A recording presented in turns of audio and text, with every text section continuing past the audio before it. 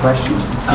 Seems to be kind of taken as a given that kind of local growing food is kind of a really good thing. But did you do any research which kind of looked into that and kind of interrogated that kind of idea? Sorry, say that. It seems to be like taken as a given that growing local food is a really good thing. But I was asking if there was any kind of question of that, the research was done to kind of to bring out some good or positives and maybe negatives. Are you asking whether we were critical of the initial idea in the first place, that basically Incredible Edible was saying everyone should grow food locally? Yeah. And you're asking whether we... Yeah. We did, because there's some studies been done on the amount of land that it takes to fulfill certain diets, and I think if one of the guys that works in the compendium. Yeah, I don't think we can be naive to think that growing food locally is going to solve the problems of planets. Incredible Edible accept that what they're doing is very small scale, will never be able to feed their, well, aspirationally maybe, but it's very unlikely to be able to feed their whole town. So what they're basically doing at the minute is by having small interventions throughout the town and potentially expanding that in the next few years, making people think about food as opposed to trying to solve the food issues that are going to become more apparent in the next 20 years as oil runs out. Yeah, it was really clear from the research that we did that we haven't got enough food to feed the population, and how are we going to do this? How are we going to approach it? And part of it is through re-educating people and making people aware of what's actually coming up. And that's really their sort of main aim, is to raise the awareness of food and the production of food and how important it's going to be to sustain sort of living in the UK, globally. And that's really a sort of important aspect of their work, is just to teach people and re-educate people about food. Food is a very easy route to get people as well, because it's something that we're all concerned with. Yeah. So maybe they can't solve all the problems by growing locally, but by coming together around a common theme such as food, they can maybe instigate a bit of change, raise a bit of an awareness, and create these sort of networks through things like the workshop, sort of collectively come together and make a difference. Pam's ethos as well is to kind of start small and start local, and like grassroots level go from there. To tackle the problems on your doorstep first, and then do food, and then go from there. Because they're saying all the time that yes, we acknowledge that there's a problem coming up, but who is actually acting? Who is like making a move on this? And there doesn't really appear to be anybody sort of doing anything. So that's what they want to do, just by doing it. What do you think obviously one of the issues with local food production and global food production is the difference in scale and scalability. Obviously, when you're talking about business, the key to successful businesses is things that are scalable. So there's the scalable natures of the profit. How do you think ideas like Incredible Edible are scalable? Because obviously it is about local production. So how is it something that can be disseminated? And do you think it works without having a visionary in each place who's quite happy to just drive this like the client? I think you will always need a visionary and key person in each place, or a group of people that will want to drive the project forward, and we call them key individuals or dynamic individuals. And Pam, Mary, Nick, in Todmorden, they're those people. But I don't think, in terms of scale, the point is to keep the scale in the community. And so you've got this local community, and it's about communicating to trans-locally, not bigger, but just sideways. If that makes any sense. So they have visitors from other towns who will come and try and learn from Incredible Edible and what they're doing in Todmorden, and take it to their own towns. I think whenever initially we were looking at the idea of food commons, we were thinking very much about the physical things that either like land and funding, but especially from the workshop and people involved in such initiatives, they talk about this sort of invisible force, the magic that comes from the people itself. So things like passion,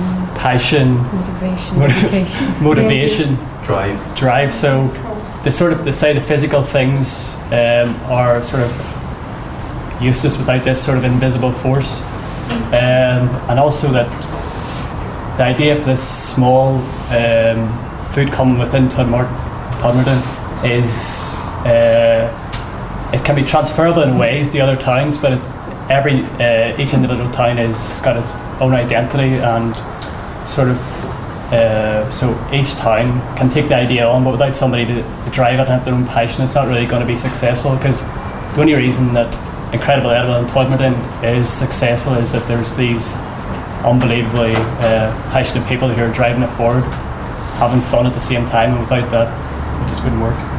It's one of the aims of that, of your You Can Say Yes document, to find those people and inspire them to be the new people who might start up an Incredible Edible in a certain location.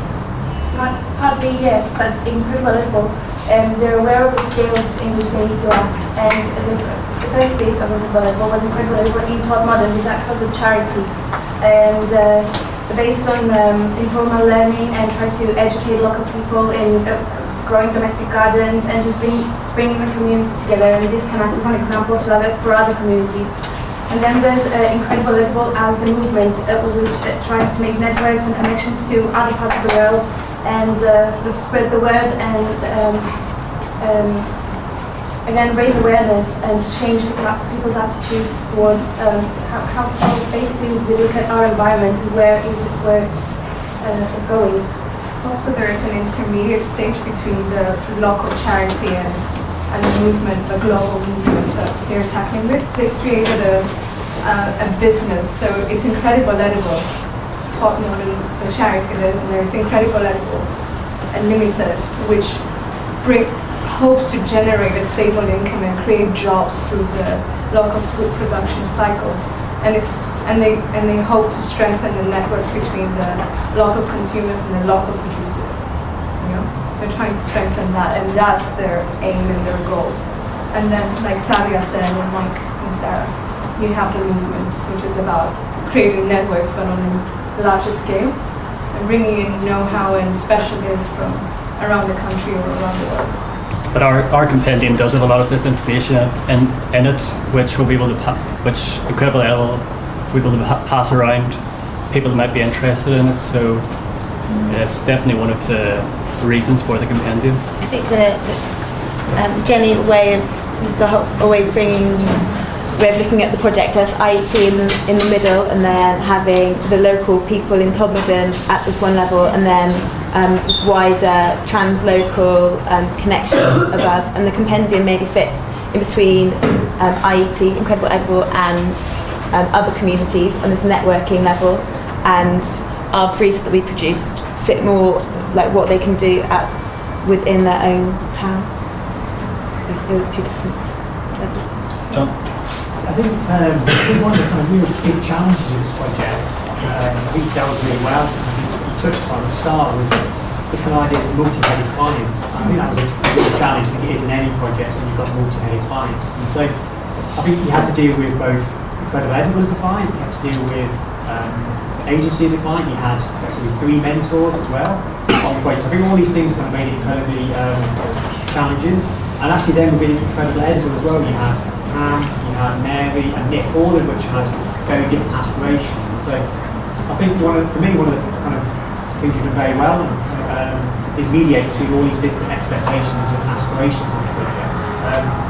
I suppose to say, I think the workshop was a particular success, of which Incredible Edible, I think we're very grateful. They're very used to, they were saying, they're very used to going to other places, talking about their work, being told how great it is, but getting very little in return. And they were saying this is one of the first times that they felt it's been a mutual exchange, and actually they've got something back. So they're very kind of excited to be involved in the project, and I think have drawn energy and enthusiasm from this project. And certainly individuals within that were extremely happy, and this was tears and dying happy now.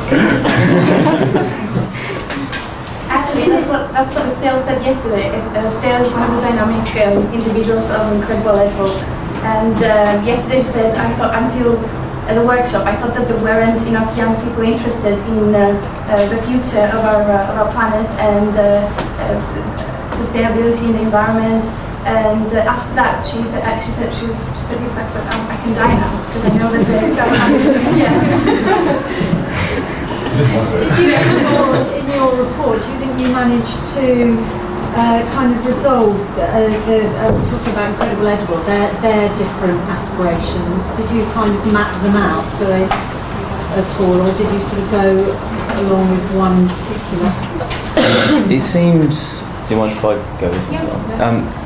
I don't think that process of finding out what Incredible Edible are aspiring to is actually finished yet. They don't really know themselves. I think even on an individual level they don't really know. They're just kind of doing stuff, and that's because they're really passionate. They're all really passionately involved in the school. I think what we did manage to achieve in the document was something that they can use to stop people using the normal excuses they use when they don't engage with the project, which is, I haven't got the time, I haven't got the money, I haven't got the space. And that document is kind of a tool for them to go and persuade people to kind of drop those barriers. The briefing thing was actually something that we kind of, 4 weeks in, really started to become important, because we were struggling at some point to work out how we could wrap this whole thing up. And one of the things we were kind of veering from feeling really bitter about to feeling really inspired by was the fact that there was no clear brief from the start. So providing some briefs for the aspirations we were able to identify is our way of leaving future student groups, which they're likely to engage with, leaving them in a better position to actually kind of hit the ground running. And so there's a few in there, but there's also a template that we've left that should enable them to write briefs. And it's just it's a really simple set of instructions about what information you need to brief someone. So what do you know already about the project? What's the point? Site photographs, any kind of any material you can bung together that will help someone out. It goes in that brief.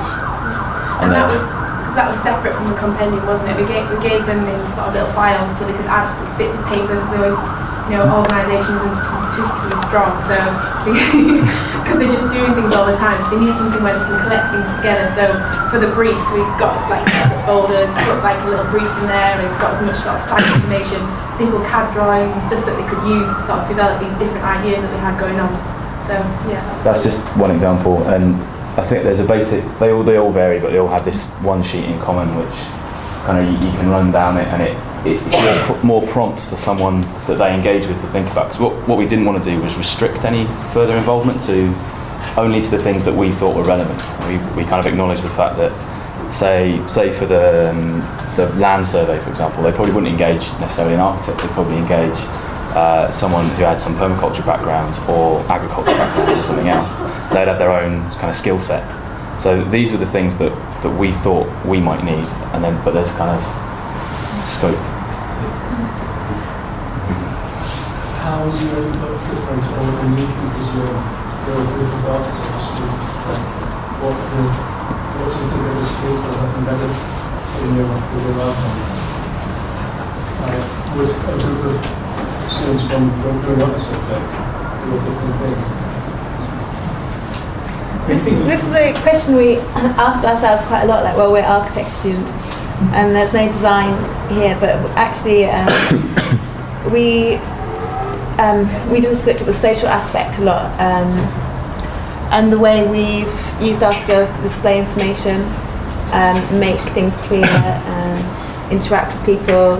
I think all the things that we've learnt during our education have come into play, even though it hasn't been in the one final design building. For me, there's two clear things. One is actually in the workshop, which hopefully I can just bring up here. As Connor mentioned, we used drawing quite heavily to get around the language barrier. I mean, I think we've got maybe 6 or 7 different nationalities in our group. Then we had Romanians, French. There was more. So the participants coming were also had often had quite a basic grasp of English, and not to the point where we could have a discussion like we're having. So we tried to. I'm just trying to find it. We kind of disseminated the program of the workshop beforehand in a kind of drawn way, which hopefully this will let me do. But it was just a kind of a way to illustrate what they were going to do and didn't have to get done. So I think drawing things both in a live discussion as well in the discussions we were having in the workshop. We had pairs of people, one who had the responsibility of leading the talking and the discussion, and one whose job was just to make everything visible and represent it. The other side actually goes back to food, because I think what architecture students maybe brought to this is some kind of strategy, that level of it's not necessarily a level of thinking, because I don't want to say it's more important than anything else, but it's an aspect of thinking that they were definitely lacking, and kind of looking beyond what they're doing right now to what they want to do was something we were definitely able to help them with. I think the way of thinking of design changed a little bit, because design is an all-embracing impact of to get together and connecting people, and we tried this in the workshop, and we were kind of communicator, and I think that's a task for the future for us to do this, and we got a feeling how to govern such a process,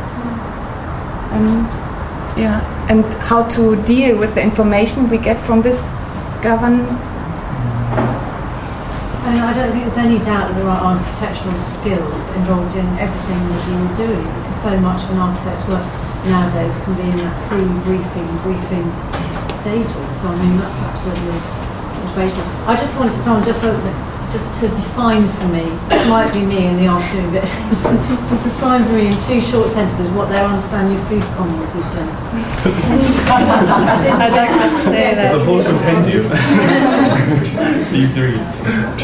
Before defining food commons, I'd like to say that in terms of language barrier, when you translate the term commons in Romanian, it loses 70% of the meaning.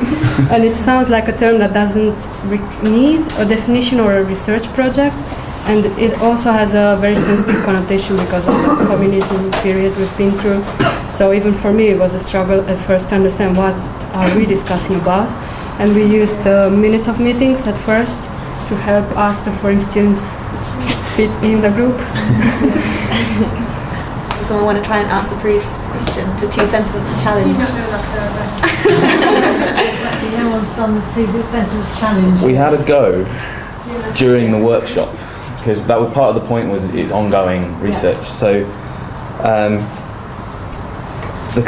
just on the basis of the commons is that resources that are owned in common or shared between or amongst communities, people, not corporations, make the decisions with an inclusive approach. That was kind of commons. And then the food commons bit was kind of taking that to the stage of applying that concept to the production, distribution and consumption of food. And there's elements of kind of resilience that come in, and like how resilient is a community to outside forces in terms of economics. But I still don't think there's an absolute definition. It's a bit more than 2 sentences. Well, there's about 300 times more than 2 sentences in the document. I was just wondering, it's going back to your workshop, the venue I just saw was at a church, and I was wondering whether one scenario you could have looked at was probably to encourage the awareness of the networks, especially, was the venue became flexible and actually encourage people probably to go and find out how this food came along. So if one of the venues was actually this agricultural plot of land, and then the next one was possibly some other version of where you could grow food, and maybe go on to even possibly an actual stall in the market square. Was this one of the scenarios you considered, because you're like nodding your head? One of the ones we used. With this is actually one of the Incredible Edibles sites that they're running, and I'll put this up specifically to embarrass Mike. They have this facility, and it provided us with on the first day of the workshop, it was about kind of getting out and seeing the process. So those carrots came from the garden outside, and that's what we ate for dinner, was the soup made from this stuff. And it was a very conscious kind of intention right from the start to the first time we get the participants together to put them through that process. Yeah. One of the things we have been asked about by Economatic School, and actually forms part of the briefing documents, is how, okay, we learned something by doing this workshop, we learned what worked and what didn't.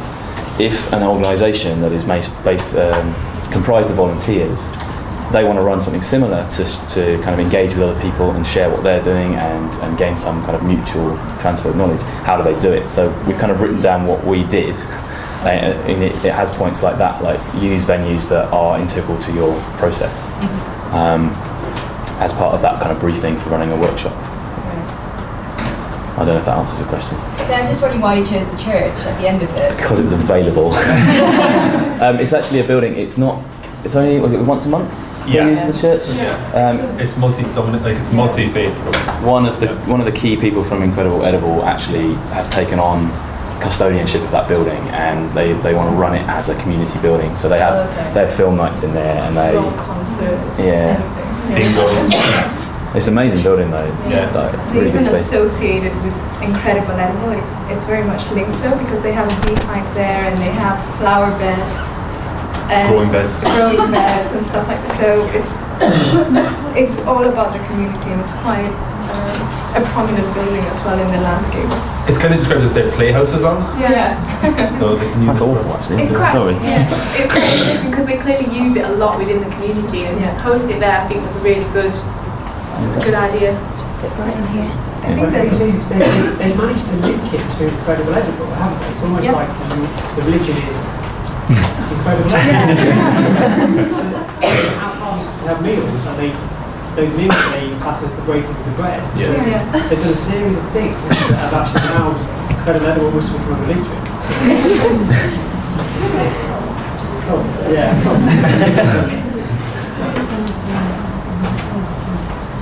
Have any more questions? Well, there are lots more, but we've got to wind up now. Okay. You have to read the compendiums. Riveting. Actually, there is a copy around, isn't there? I wouldn't mind reading it. It's also on the website. There's a website up there.